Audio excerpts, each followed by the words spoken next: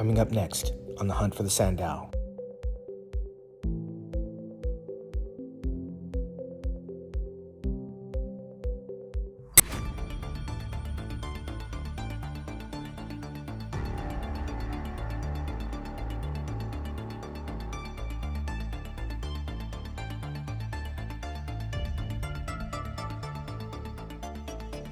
The 1980s came to a close, and Lee Haney cemented his place in history with 6 consecutive Mr. Olympia titles to his credit.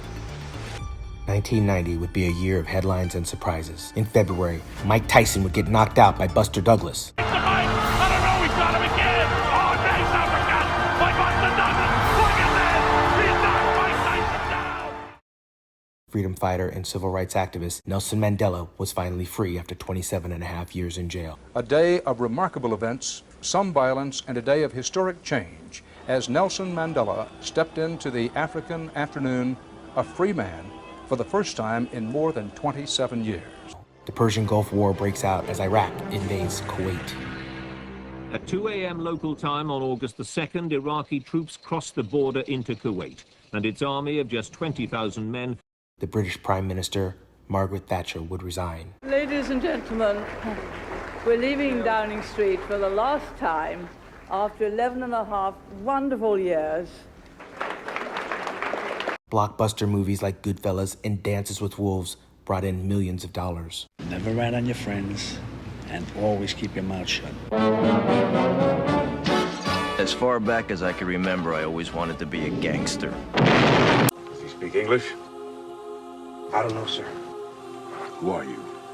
Lieutenant John J. Dunbar. I came out from Fort Hays last April, but there was nobody here. Legendary singer and dancer Sammy Davis Jr. would rest in peace. I'm John Tesh. And I'm Mary Hart. Sammy Davis Jr. lived for his fans. In his final months, it was their prayers, their messages of hope that got him through. Today, those fans, many thousands of them, were on hand to pay tribute to the life of one of Hollywood's all-time great showmen. Pop group Milli Vanilli would finally admit to lip syncing. So we give this Grammy back now. Brad Howell and Sean Davis are the real singers, and I think they should get this Grammy. With the announcement of the new anabolic steroid testing at the Arnold Classic, the athletes would prepare. Then came the results. $25,000. Runner-up spot to Mike Ashley. And Mr. Joe Weider, representing the Weider Corporation, will present the first prize, $60,000. Sean Ray,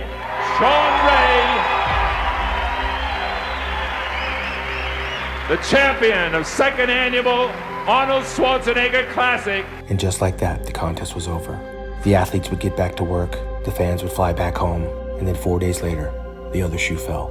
The results were in. 4 failed drug tests. The German, Rolf Mueller, Canadian, Nimrod King, and the American, and the winner of the contest, Sean Ray. 1990 was indeed full of surprises. Shortly after the Arnold Classic, Joe Weider announced that September's Mr. Olympia contest would also be drug tested. By May of 1990, the world would get a glimpse into the future with the arrival of rookie professional Dorian Yates. Dorian stood 5 feet 10, 230 pounds, but by the time he got to New York, he'd run into a Mack truck that was 5 feet 3, 190 pounds in the form of Mohammed bin Aziza.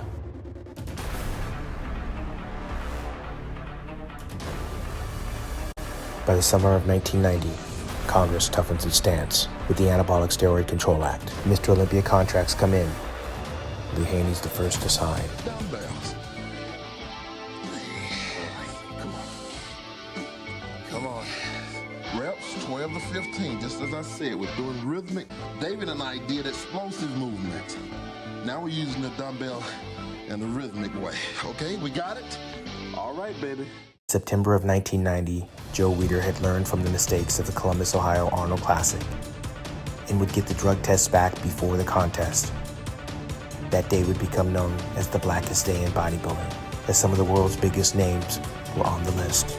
From Holland, Barry DeMay, the blonde myth Vince Comerford, the Algerian Mohammed bin Aziza, Mr. USA J.J. Marsh, Van Walcott-Smith, and Vince the Prince Taylor would be added to that list as he pulled out of the competition due to cramps. Notably missing, Dorian Yates. Domination that would continue in 6 consecutive outings for bodybuilding's most coveted honor, Joe Weider's Mr. Olympia. Today, Lee Haney attempts to tie Arnold Schwarzenegger's 7-win record.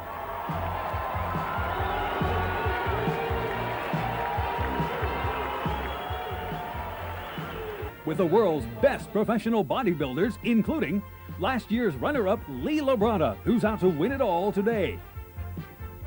From France, Mr. Symmetry, Francis Benfato in his first attempt. Former Mr. Olympia, Samir Benoot, is here trying to recapture the title. Sean Ray is determined to prove he can compete steroid-free after his embarrassing disqualification at last year's Arnold Schwarzenegger's Classic.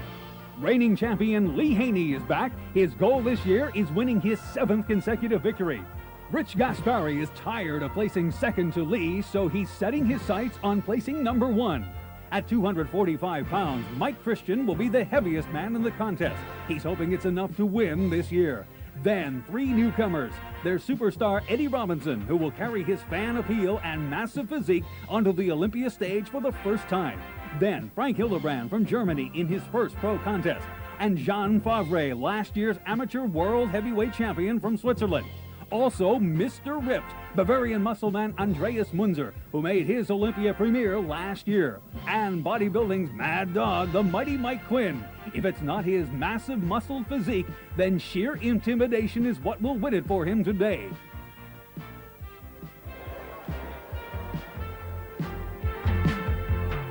If you waited until Saturday to get tickets, you were just plain out of luck, because this historic Mr. Olympia was a total sellout. The contest was historic not only because Lee Haney was trying for his record-tying 7th win, it was also the first time that Mr. Olympia contestants would be drug tested. By the time the battle had been fought and the war had been waged. Pumping up backstage. The purpose of pumping up is to force blood into the muscles, to create a look as full, hard, and muscular as possible.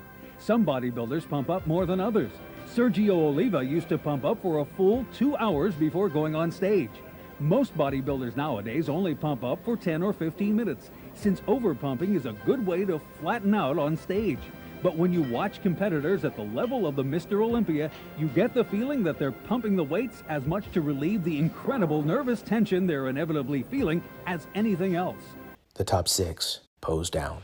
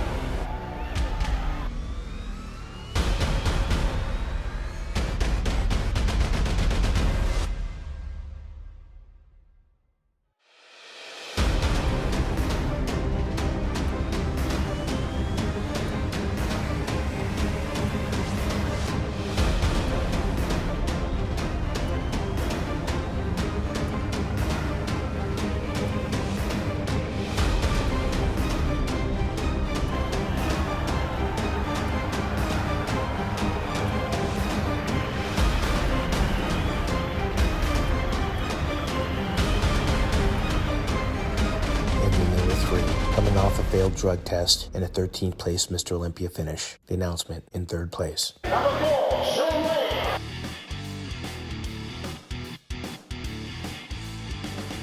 I basically came here to win. I mean, I think everyone on stage came here to win the contest, basically. And how I place will be up to the judges, but as far as I'm concerned, I won the contest a long time ago just by qualifying.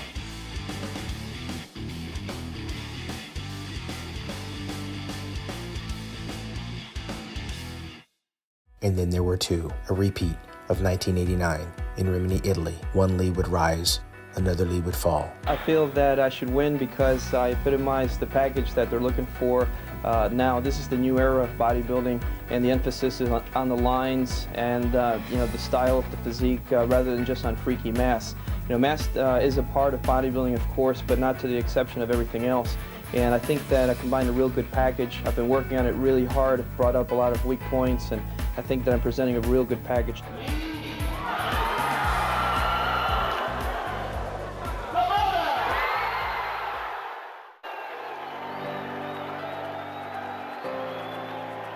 roughly around 10 pounds lighter than last year, and I feel that I'm much more polished, not as large, but polished. The symmetry is a great deal better, I feel, but that's coming from me. It'll have to come from the judges in order to be more realistic, you know.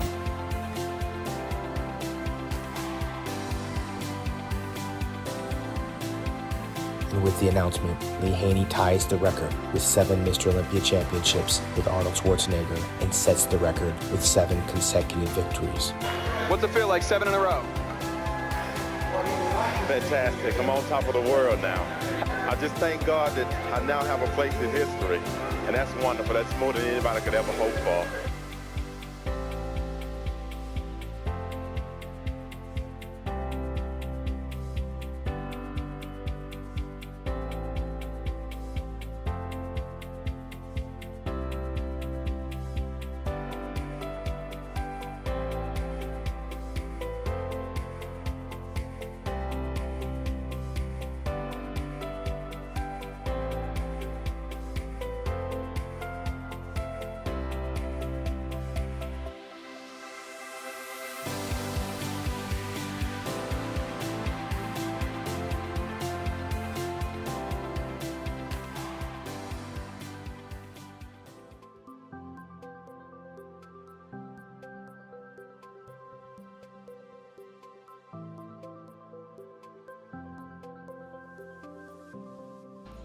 Coming up next on The Hunt for the Sandow.